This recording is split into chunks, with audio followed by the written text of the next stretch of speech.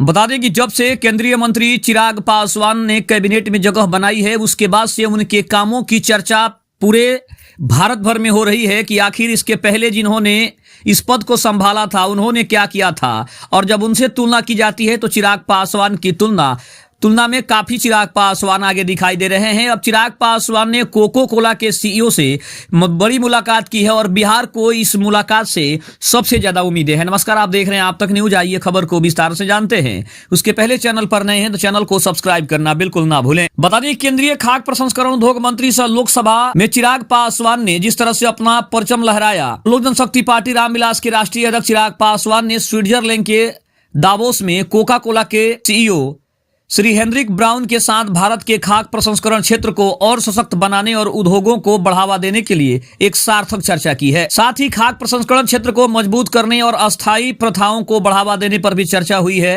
परस्पर सहयोग के माध्यम से उन्होंने कहा है कि हम भारतीय उद्योग को नई ऊंचाइयों तक ले जाने के लिए काम करेंगे। उन्होंने कहा कि हम सभी भारत के खाद्य प्रसंस्करण उद्योग को वैश्विक स्तर पर नई ऊंचाइयों तक पहुंचाने के लिए प्रतिबद्ध है। प्रधानमंत्री जी के 247 तक विकसित भारत के लक्ष्य को साकार करने के लिए खाद्य प्रसंस्करण उद्योग मंत्रालय भी अपनी अहम भूमिका निभाने के लिए पूरी तरह से तैयार है। इसके अलावा अगर बात करें, चिराग ने साफ तौर पे कहा है कि हम चाहते हैं कि भारत के किसान दूसरे लोगों पे निर्भर ना रहें, उन्हें किसी तरह की कोई तकलीफ ना हो। इसके लिए हम पूरा प्रयासरत हैं ताकि किसानों को जो उनकी सुविधा है वो मिल सके, उचित सुविधा मिल सके, दामों पर उनको यंत्र जो भी उनके खेती के यंत्र हैं वो उनको प्रदान हो सके।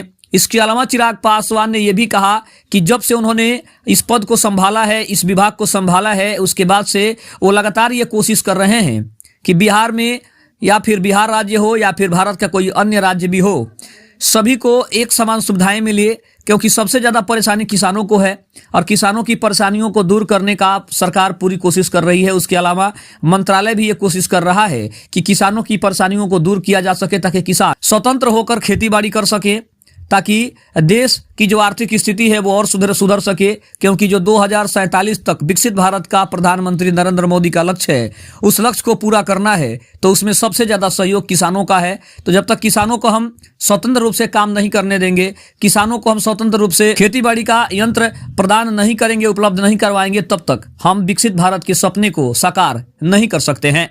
खबर कैसी लगी कमेंट में जरूर बताइएगा। तब तक के लिए धन्यवाद। जय हिंद, जय भारत।